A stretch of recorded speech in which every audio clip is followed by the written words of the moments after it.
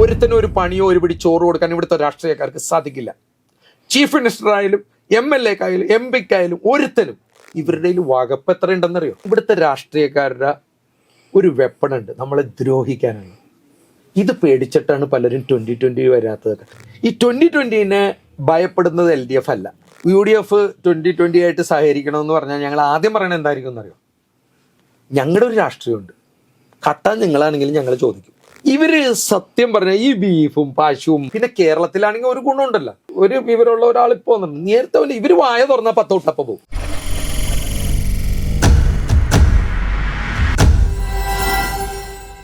ബെനിച്ചേട്ടൻ 2020 വരുന്നതിന് മുമ്പ് V4 കൊച്ചിയുടെ ഭാഗമായിരുന്നു. V4 കൊച്ചി എനിക്ക് തോന്നുന്നു ആരംഭിച്ചത് തന്നെ ബെനിച്ചേട്ടനാണ്. അതെ, ഞാനും നിപുണൊക്കെ കൂടിയാണ് തുടങ്ങിയത്. V4ന്റെ ആശയം അടിപൊളിയായിരുന്നു.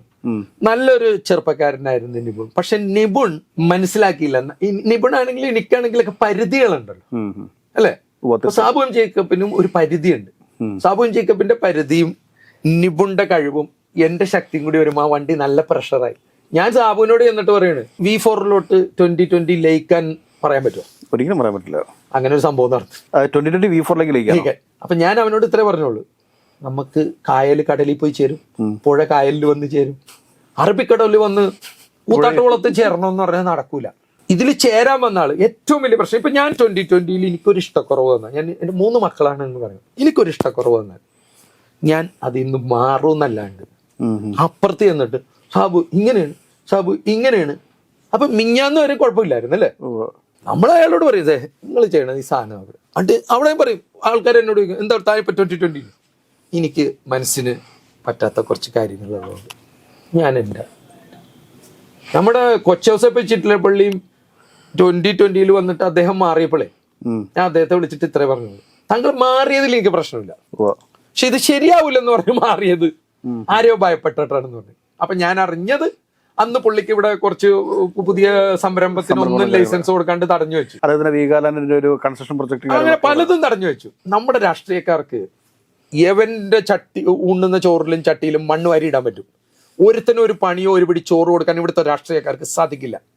ചീഫ് മിനിസ്റ്റർ ആയാലും MLA ക്കായാലും MP ക്കായാലും ഒരുത്തനും ഒരു നേരത്തെ ഭക്ഷണം മേടിച്ചു കൊടുക്കാൻ പറ്റില്ല. പക്ഷെ അവന്റെ തിന്നണ ചോറിൽ മണ്ണ് വാരിയിടാൻ ഇവരുടെ വകുപ്പ് എത്ര ഉണ്ടെന്നറിയോ? ഇപ്പൊ യൂസഫ് അലി എന്ന് പറഞ്ഞ മുതലാളിക്ക് ഹെലികോപ്റ്റർ ഉണ്ട്, ജെറ്റ് ഉണ്ട്, പ്ലെയിൻ ഉണ്ട്. നിങ്ങൾ ഈ പിണറായി വിജയനും മറ്റ് മന്ത്രിമാരും പ്രധാനമന്ത്രിയും മുഖ്യമന്ത്രിയും VD സതീശനും ഹൈബീഡനും ആരൊക്കെ ആവട്ടെ, ഞാൻ ഈ പേര് പറയുന്നത് ഇത്തിരി കൂടുതലാണ്, എന്നാലും ഇവരുടെയൊക്കെ മുമ്പിൽ ഇവർ ഇതൊക്കെ കണ്ടിട്ടുണ്ടോ? സത്യം ഇത്രയും കോടി ഉണ്ടായിട്ട് ഇങ്ങനെ വളഞ്ഞു നിൽക്കുന്ന ആൾക്കാരെ ഞാൻ കണ്ടിട്ടില്ല. സെൻസ് സാബു എം ജേക്കബ് നിങ്ങൾ എവിടെയെങ്കിലും വളഞ്ഞു നിൽക്കണ കണ്ടില്ല? ഇല്ല. എന്താ? അതായത് മന്ത്രിയെ വരെ വെല്ലുവിളിച്ചിട്ടുള്ള ആളുടെ പേരാണ് സാബു. അങ്ങനെ വെല്ലൊന്നും വിളിക്കണ്ട, ആരും ധിക്കരിക്കാനൊന്നും പോകണ്ട, പക്ഷെ കുനിയാൻ പോകരുത്. ഇവിടെ ഒരു വ്യവസായം കൊണ്ടുപോകണമെങ്കിൽ ഇപ്പൊ കൊച്ചൗസപ്പ് ചിറ്റിലപ്പള്ളി സത്യസന്ധനും നീതിമാനുമായ ഒരു വ്യവസായിയാണ്. പക്ഷെ പല സ്ഥലത്തും മുട്ടുമുടക്കേണ്ടി വരും, വായ പൊത്തേണ്ടി വരും, കണ്ടില്ലെന്ന് നടിക്കേണ്ടി വരും. ഇപ്പൊ ബെന്നി ജോസഫിന് ഇവിടെ ബിസിനസ് ചെയ്യാൻ പറ്റാഞ്ഞിട്ടാണ്. I can invest here. എനിക്ക് നാളെ ഒരു 100 കോടി രൂപ ഞാനും എൻ്റെ മക്കളൊക്കെ കൂടി വിചാരിച്ച് എവിടെ ഇൻവെസ്റ്റ് ചെയ്യാം. കൈക്കൂലി കൊടുക്കാണ്ട്, ഇവരെ ഓശാന പടാണ്ട്, GBIൽ പൈസ മുടക്കാണ്ട് ഷെയർ എടുക്കോ? ഞാൻ ഇപ്പോൾ തരാം business. I will invest four. ഈ സ്റ്റുഡിയോ ഇരുന്ന് വേണ്ടാത്ത കുറെ ദിവസം പറഞ്ഞു കഴിഞ്ഞാൽ ഇവിടെ എല്ലാ ദിവസവും വന്ന് റെയ്ഡ് ചെയ്യുന്നു പല വിധത്തിൽ. അതായത് ഇവിടുത്തെ രാഷ്ട്രീയക്കാരുടെ ഒരു വെപ്പണുണ്ട്, നമ്മളെ ദ്രോഹിക്കാനാണ്. ഇത് പേടിച്ചിട്ടാണ് പലരും 2020 വരാത്തതൊക്കെ. ഞാൻ പറഞ്ഞല്ലോ, ഇപ്പൊ കഴിഞ്ഞ ആഴ്ച മുനമ്പത്ത് 86 വയസ്സുള്ള പാർവതി അമ്മ എന്ന് പറഞ്ഞ പള്ളിപ്പുറം പ്രദേശത്ത് 6ാം വാർഡിലുള്ള അവരുടെ കുടിവെള്ളം കട്ട് ചെയ്തു. 30,000 രൂപ അടക്കണം, 26,000 രൂപയും പിഴയും. ഇത് RRലേക്ക് പോയി വില്ലേജ് ഓഫീസിൽ. ഞാൻ അവിടുത്തെ കൗൺസിലർ ഒരു പെണ്ണായിരുന്നു, ഞാൻ വിളിച്ചിട്ട് ചോദിച്ചു. ഇവർ വന്നു, ഞാൻ ക്യാമറ കൊണ്ടേ പോകുന്നു, എടുക്കാൻ പറ്റും, ഞാൻ എടുക്കും. ഇവര് കേസ് കൊടുത്ത് ഈ വെള്ളം കൊടുത്തിട്ട് 4 മണിക്കൂർ മുനമ്പം സ്റ്റേഷനിൽ ഞങ്ങളെ തടഞ്ഞു വെച്ച്. ലോക്കൽ സെക്രട്ടറി വന്ന് ഞങ്ങളുടെ വക്കീൽ, ഒരു അഭിഭാഷക സ്ത്രീയായിരുന്നു, ആയിക്കോട്ടെ, പച്ചത്തറി പറഞ്ഞു. SIനെയും CIനെയും വിറപ്പിച്ചു. ഞങ്ങളെ പോലീസ് സ്റ്റേഷനിൽ 4.5 മണിക്കൂർ ബന്ദിയാക്കിയിട്ട് നമ്മുടെ ഹേമ എന്ന് പറയുന്ന IPS ഉദ്യോഗസ്ഥ, ആലുവയിലെ SP, മറ്റ് പല ഓഫീസറും വന്ന് ഞങ്ങളെ കൊണ്ടുവന്നു. അപ്പൊ പോലീസ് സ്റ്റേഷൻ ഭരിക്കണ ആരാ? ഭയമാണ്. അപ്പൊ 2020 നിരവധി ആൾക്കാർ മനസ്സുകൊണ്ട് 2020 ഭയമാണ്. ഒരു കച്ചവടക്കാരനോ ഒരാളോ അതിൻ്റെ അകത്ത് വന്ന് അവരെ ദ്രോഹിക്കും. ഈ സാബു എം ജേക്കബ് പല ആളുകൾക്കും സൗജന്യമായി ഭക്ഷണം നൽകുന്നു എന്നൊക്കെയുള്ള രീതിയിലുള്ള വലിയ ആക്ഷേപങ്ങൾ എതിർപക്ഷത്ത് നിൽക്കുന്നവർ ഉന്നയിക്കാറുണ്ട്. അതെനിക്ക് തോന്നുന്നു ഈ സൗജന്യ ഭക്ഷണം നൽകുന്ന അദ്ദേഹം അധ്വാനിക്കുന്ന പൈസയിൽ നിന്നും അതിൻ്റെ CSR, ആ ഒരു കോർപ്പറേറ്റ് കമ്പനിയുടെ CSRൽ നിന്നാണ് ഇത് മുടക്കിക്കൊണ്ടിരിക്കുന്നത്. അപ്പോൾ ഈ ഒരു ആരോപണത്തെ എങ്ങനെയാണ് നേരിടുന്നത് 2020? First of all CSR fund കൊണ്ടല്ല മുഴുവൻ കിഴക്കമ്പലം പോകുന്നത്. അതുകൊണ്ടാണ് ഞാൻ നേരത്തെ കോളേജ് വിദ്യാർത്ഥികൾ വന്നൊന്ന് പഠിക്കാൻ പറഞ്ഞു. ഇവന്മാര് പഠിച്ച കാര്യമില്ല. കാരണം എഴുത്തും വായനറിയിലെ നാട്ടുകാരുടെ പൈസ തിന്ന് നടക്കുന്ന ഒരു കോളേജ് വിദ്യാർത്ഥികൾ, പ്രത്യേകിച്ച് MSW ഒക്കെ പഠിക്കുന്ന പിള്ളേർ ഒരു ഗ്രൂപ്പ് തന്നെ വന്ന് പഠിക്കും. 3-3.5 കോടി രൂപയാണ് CSR ഫണ്ട്. പഞ്ചായത്ത് അഴിമതി ഇല്ലാണ്ട് ഭരിച്ചാൽ കൊച്ചിൻ കോർപ്പറേഷനിലൊക്കെ പൈസ മിച്ചമുണ്ടാവും. ഇവരിവിടെ ചവറെടുക്കുമ്പോൾ 3 കോടി എന്ന് വെച്ചാൽ ചാശും അതുപോലെ ചവറെടുക്കണ പോലെ എടുക്കണം. ഈ സാബു ഭക്ഷണം കൊടുക്കണം എന്ന് പറഞ്ഞു. കേരളത്തിലെ CSR ഫണ്ടുകളിൽ സാബു ആണോ ഒന്നാമൻ? ബാക്കി CSR എവിടെ പോകണമെന്നല്ല ആദ്യം അന്വേഷിക്കേണ്ടത്. തീർച്ചയായിട്ടും കൊച്ചിൻ റിഫൈനറിയുടെ, ഇന്ത്യൻ ഓയിലിന്റെ, ഭാരത് പെട്രോളിയത്തിന്റെ, അങ്ങനെ വലിയ വലിയ സ്ഥാപനം, കേരളത്തിൽ പ്രവർത്തിക്കുന്ന സ്ഥാപനങ്ങളുടെ CSR ഫണ്ട് ഈ സംസ്ഥാനത്ത് തന്നെ മുടക്കാൻ പാടുള്ളൂ. MLA മാർക്കും അവരുടെ ചെറിയ ചെറിയ പരിപാടി, കഞ്ചാവ് കൊടുത്തിട്ട് കഞ്ചാവ് വലിപ്പിക്കാണ്ടിരിക്കാൻ ഒരു പരിപാടി, ബസ് സ്പീഡിൽ പോയിട്ട് പതുക്കെ പോകാൻ ഒരു പരിപാടി, പൊട്ടിപ്പൊളിയാണ് റോഡിൽ വേറൊരു പരിപാടി. ഈ CSR ഫണ്ട് മുഴുവൻ വക മാറ്റി പല ഹെഡ്സിൽ അടിച്ചോണ്ട് പോവാണ്. സാബുവിന്റെ CSR ഫണ്ട് കക്കൂസ വേണ്ടവന് കക്കൂസ, ഭക്ഷണം വേണ്ടവന് ഭക്ഷണം, വീട് വേണ്ടവന് വീട്. സാബുവിന്റെ 10 പൈസക്ക് കണക്കുണ്ട്. അവിടെ ദാനം കൊടുക്കണ പൈസക്ക് കണക്കുണ്ട്. വേറെ ഏത് പാർട്ടിക്ക് കണക്കുണ്ട്? 100 രൂപ ഒരാൾക്ക് കൊടുക്കണമെങ്കിൽ കേരളത്തിന്റെ ഇന്ത്യയുടെയും ടാക്സ് എടുത്തിട്ടാണ് സാബു കൊടുക്കണത്, ദാനം കൊടുക്കണത്, ടാക്സ് കൊടുത്തിട്ട്. തീർച്ചയായിട്ടും. അപ്പൊ ഞാൻ പറഞ്ഞ ഇത് സാബു ഇത്രയും ഗവൺമെന്റിനെ വെല്ലുവിളിക്കുമ്പോൾ പോലീസ്, ഇൻകം ടാക്സ്, ED, ഇതെല്ലാം, ഇൻകം ടാക്സ്, സെയിൽസ് ടാക്സ്, ഇവിടുത്തെ സകല വകുപ്പുകളുള്ളവർക്ക് പോയി അന്വേഷിച്ചൂടെ? ഇപ്പൊ കടമ്പറയാറ് കിറ്റക്സിലെ വെള്ളം വന്ന് ചീത്തയാവണമെന്ന് പറഞ്ഞു. മാലിന്യം ഇതുവരെ വെള്ളം എടുത്ത് ടെസ്റ്റ് ചെയ്യുകയും കിറ്റക്സിന്റെ കെമിക്കലും കൂടി ടെസ്റ്റ് ചെയ്തിട്ട് ആധികാരികമായിട്ട് കിറ്റക്സിന്റെ കെമിക്കൽ ഇവിടെ കണ്ടു, അങ്ങനെ ഒരു കേസ് എടുത്തിട്ടില്ല. വന്ന് മൈക്കിൽ പറയുവാണ്. എനിക്ക് തോന്നുന്നു നമ്മുടെ പ്രിയപ്പെട്ട ഹരിത MLA എന്നൊക്കെ വിശേഷിപ്പിക്കാവുന്ന വളരെ ഒരു മാന്യനായിട്ടുള്ള MLA ആയിരുന്നു PT തോമസ്. PT തോമസും ഈ സാബുവും ചെക്കപ്പും തമ്മിലൊരു ക്ലാഷ് വരാനുള്ള കാരണം ഒരു ക്ലാഷുമില്ല. ഞാനുമായിട്ടും ഭയങ്കര ഫ്രണ്ട് അല്ലേ. ഇടുക്കിയിൽ പുള്ളിനെ ചവപ്പെട്ടി കൊണ്ടുപോയ സമയത്ത് അന്ന് അണിയറയിൽ ഞാനാണ് സ്റ്റോർ ചെയ്ത പുള്ളിക്ക് വേണ്ടി NTVയുടെ. പിന്നെ ഇവര് പക്ഷെ എന്താ പറയാ, കോൺഗ്രസിന് 2020 ഭയങ്കര അടിയാണ്. ഈ 2020നെ ഭയപ്പെടുന്നത് LDF അല്ല, 2020യുടെ വോട്ട് പോകും. ഇപ്പൊ എന്റെ വൈഫാണെങ്കിലും നാട്ടുകാരൊക്കെ പറഞ്ഞു നിങ്ങൾ നിൽക്കുമ്പോൾ കോൺഗ്രസിന്റെ വോട്ടാണ് ഇട്ടാ പോണത്. അതെന്ത് കോൺഗ്രസിന്റെ വോട്ട് മാത്രം പോണത്? ഒരു ഉറപ്പില്ലേ? നിങ്ങൾക്ക് മനസ്സിലായി. ഇപ്പൊ ഞങ്ങൾ ചാലക്കുടിയിൽ നിന്നപ്പോ എന്റെ പെങ്ങടെ മോൻ KPCC സെക്രട്ടറിയാ ഷോൺ പല്ലിശ്ശേരി. ഞാൻ ചാലക്കുടി പോയി ഇവനെതിരെ പ്രസംഗിക്കുവാണ്. അപ്പൊ ഞാൻ പറയണെന്ന് വെച്ചാല് അവര് പറയണത് കോൺഗ്രസിന്റെ വോട്ട് പോകും. പക്ഷെ ഇപ്പൊ അങ്ങനെയല്ല കേട്ടാ, കമ്മ്യൂണിസ്റ്റിന്റെ വോട്ട് പോയി തുടങ്ങി. ബോധമുള്ളവർക്ക് മനസ്സിലായി ഇത് ശരിയാവൂലെന്ന്. ഈ 2020 പ്രസ്ഥാനം രാഷ്ട്രീയ ടാക്ടിക്സ് ഒന്നുമില്ല, കുതന്ത്രങ്ങളൊന്നുമില്ല. കാലുവാരി അവനെടുത്ത് ഇവനെടുത്ത്. ഇപ്പൊ PV അൻവർ നാളെ ഞങ്ങളെ കൂടി വന്ന് ജോയിൻ ചെയ്യണമെന്ന് ചോദിച്ചു, ഞങ്ങൾ എടുക്കില്ല. മനസ്സിലായി. ഞാനിപ്പോൾ വേറെ കാര്യം ചോദിച്ചുകൊള്ളട്ടെ. കാരണം ഒരു കൃത്യമായ ഒരു പ്രകടന പത്രിക, ഒരു നയരൂപീകരണം UDF നടത്തുകയും 2020 ഉയർത്തുന്ന കാര്യങ്ങളൊക്കെ ആ ഒരു പ്രകടന പത്രികയിൽ ഉൾപ്പെടുത്തുകയും ചെയ്യുകയാണെങ്കിൽ 2026 തെരഞ്ഞെടുപ്പിൽ 2020 UDFനെ പിന്തുണയ്ക്കുമോ? എനിക്കതിലൊരു തീരുമാനം പറയാൻ പറ്റില്ല. പക്ഷെ വ്യക്തിപരമായിട്ട് ഞാൻ പറയുവാണ്, UDF 2020 ആയിട്ട് സഹകരിക്കണമെന്ന് പറഞ്ഞാൽ ഞങ്ങൾ ആദ്യം പറയണത് എന്തായിരിക്കും എന്നറിയോ?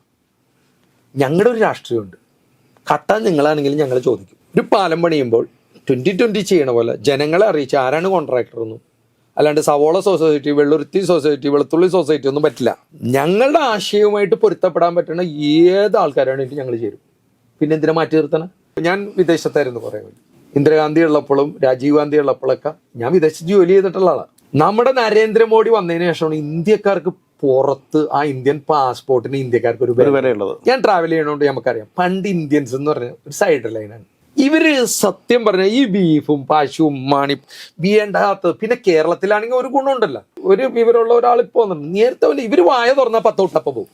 ഇവര് മിണ്ടാണ്ടിരുന്ന എനിക്ക് തോന്നുന്നു കുറച്ചോട്ട് കൂടുതൽ. എനിക്കൊന്ന് ഇവരുടെ രാജീവ് ചന്ദ്രശേഖർ മുൻപോട്ട് അവതരിപ്പിച്ചുകൊണ്ടിരിക്കുന്ന വികസിത കേരളം എന്നൊരു പരിപാടിയുണ്ട്. അല്ല, അത്രയും പറയുമ്പോൾ ഒരു പെട്ടെന്നൊരു കാര്യം കൂടി പറയാം. സുരേഷ് ഗോപി എന്റെ ഭയങ്കര സുഹൃത്താണ്. ഞങ്ങളെ കൂടി നടന്നപ്പോൾ ഇതിലും നന്നായിട്ട് കാര്യങ്ങൾ ചെയ്തു. ദൈവത്തെ ഓർത്ത് നിങ്ങൾ കുറച്ച് ഷോ അവസാനിപ്പിച്ചിട്ട് കുറച്ചുകൂടി രാഷ്ട്രീയ ലെവലിൽ തന്നെ ഒന്ന്. ഇത് ഒരു ചേട്ടന്റെ റിക്വസ്റ്റ് ആണ്. ഞാൻ മൂത്താണ് ഒരു റിക്വസ്റ്റ് ആണ് കേട്ടോ. നമ്മൾ ഭയങ്കര ഫ്രണ്ടുമാണ്. നിങ്ങൾ കുറച്ച് ആ പള്ളിയിലെ മുട്ടുമ്പോ നീന്തല് അത് വേണമെങ്കിൽ ചെയ്തോ. അപ്പൊ ക്യാമറക്കാരനോട് പറയാം പുറത്തു പോകാൻ. ആ ജാതി നാടകമൊക്കെ വരുമ്പോ എന്റെ കൊച്ചനിയാ ഒരു റിക്വസ്റ്റ് ആണ് കേട്ടോ. വികസിത കേരളം എന്ന രാജീവ് ചന്ദ്രശേഖർ ഇപ്പോൾ അവതരിപ്പിച്ചുകൊണ്ടിരിക്കുന്ന പരിപാടി എനിക്ക് 2020 ചില സാമ്യങ്ങൾ അതിനുണ്ട്. അത് രണ്ടുപേരും ബിസിനസ് മാഗ്നറ്റ്സ് ആണ്, രാജീവും സാബുവും. ഞങ്ങൾ പോരായ്മകൾ ഉണ്ടോന്ന് ചോദിച്ചാൽ അത് ഞാനൊരു നുണ പറയാൻ ആഗ്രഹിക്കുന്നില്ല. 2020 പോരായ്മകളുണ്ട്, പക്ഷെ ഞങ്ങളൊരു കൊച്ചു പാർട്ടിയല്ലേ, തീർച്ചയായിട്ടും. പിന്നെ പിച്ച വെച്ച് തന്നെയാണ് ഞങ്ങൾ ശരിയാക്കുന്നത്. പക്ഷേ ഈ കോൺഗ്രസ് ഇങ്ങനെ പറയുമോ, ഇപ്പൊ ഞങ്ങൾ പറയണ ആശയം കമ്മ്യൂണിസ്റ്റ് ഞങ്ങൾ ശരിയാക്കാന്ന് ഒരിക്കലും പറയത്തില്ല. ഇപ്പൊ നാളെ നിങ്ങളോടും ജനങ്ങളോടും പറയും ഞങ്ങളുടെ ഒരു പോരായ്മ ചൂണ്ടിക്കാണിച്ച കൃത്യമായി സാബുവും ജേക്കബിനും ബെന്നി ജോസഫിനും നിങ്ങൾ ഇന്ന പോലെ ചെയ്യണമെന്ന് അതിൽ കഴമ്പുണ്ടെങ്കിൽ ഞങ്ങൾ എടുക്കും. വിമർശനങ്ങളെ സഹിഷ്ണുതയോടെയാണ് കണ്ടുകൊണ്ടിരിക്കുന്നത്. നല്ല വിമർശനങ്ങൾ ജനങ്ങൾക്ക് വേണ്ടിയും 2020 വളർച്ചയ്ക്കും ജനങ്ങൾക്കും, അല്ല 2020 മാത്രം വളർന്നാൽ പോലും 2020 വളരുക എന്ന് പറഞ്ഞാൽ കേരളം വളരുക എന്നാണ് ഞങ്ങൾ. ജനങ്ങൾക്ക് ഉപകാരപ്രദമായ ഏത് വിമർശനവും നിങ്ങളുടെ ആകാംക്ഷപൂർവമുള്ള നിർദ്ദേശങ്ങളും എടുത്തിരിക്കും. ഈ പിണറായി വിജയൻ ഇപ്പൊ നമ്മുടെ ചർച്ചയുടെ തുടക്കത്തിൽ പറയുകയുണ്ടായി, പിണറായി വിജയൻ ഇപ്പോഴുള്ള പിണറായി വിജയനിൽ നിന്ന് മാറിക്കൊണ്ട് ജനങ്ങൾക്ക് വേണ്ടി പ്രവർത്തിച്ചു തുടങ്ങിയാൽ അദ്ദേഹത്തിന് വേണ്ടിയും വേണമെങ്കിൽ 2020 പ്രവർത്തിക്കും. ഒരു 2-3 കൊല്ലം മുമ്പാണ് ഈ ചോദ്യം ചോദിച്ചെങ്കിൽ ഞാൻ പെട്ടെന്ന് ഉത്തരം പറഞ്ഞു. ഇപ്പൊ എനിക്ക് പറയാം കാക്ക വിളിച്ചാൽ കൊക്കാവൂല, കഴിഞ്ഞുപോയി. പുള്ളിയുടെ കംപ്ലീറ്റ് ആ മനുഷ്യത്വപരമായ സകല നടപടി കഴിഞ്ഞു. ഒന്ന് മുഖ്യമന്ത്രി ഞാൻ പറഞ്ഞ വേണമെങ്കിൽ ഒരു മിഷൻ ഗൺ വെച്ചോ മുമ്പിൽ വന്നവനെ വെടിവെച്ചു വന്നു. എന്തിന് 40 വണ്ടിക്ക് പോകണം? അതിനുള്ള ട്രഷറി പൈസ. ഞാൻ പറയണത് ചിലപ്പോൾ പുള്ളിക്ക് ഇന്റർനാഷണൽ സ്റ്റാൻഡേർഡിൽ ട്രംപ് കഴിഞ്ഞാൽ ഏറ്റവും കൂടുതൽ ശത്രുതയും ബോംബും വെക്കാൻ ചിലപ്പോൾ പിണറായി ആയിരിക്കും സാധ്യത.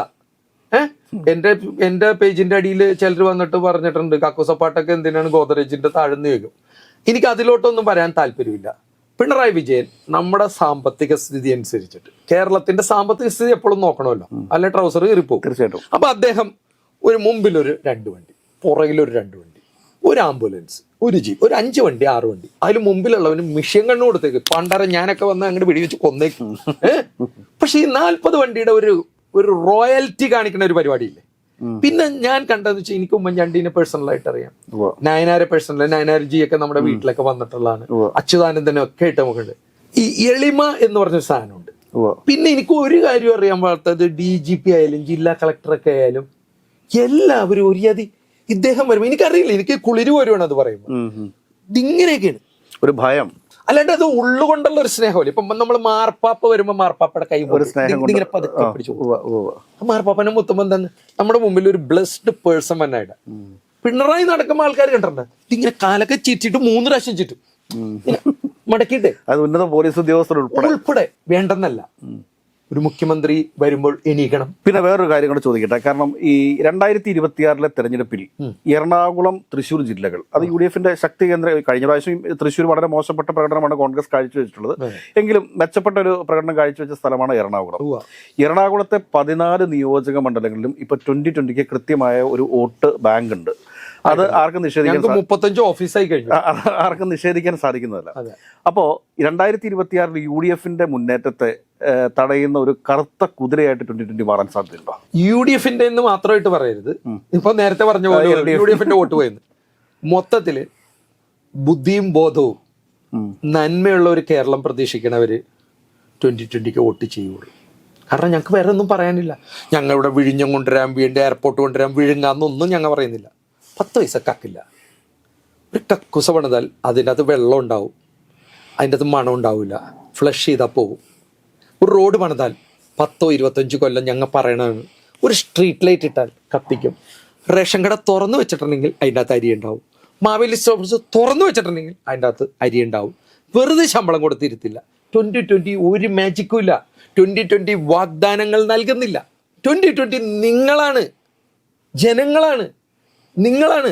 നിങ്ങൾ പറയണത് എന്താണ്? ഇപ്പൊ മാവേലി സ്റ്റോറിന്റെ ഒരു കട തുറന്നു വെച്ചേക്കും, അരിയില്ല, പരിപ്പില്ല, ഒന്നുമില്ല. 6 ഉദ്യോഗസ്ഥരുണ്ട്, 6 പാർട്ടിക്കാരാ.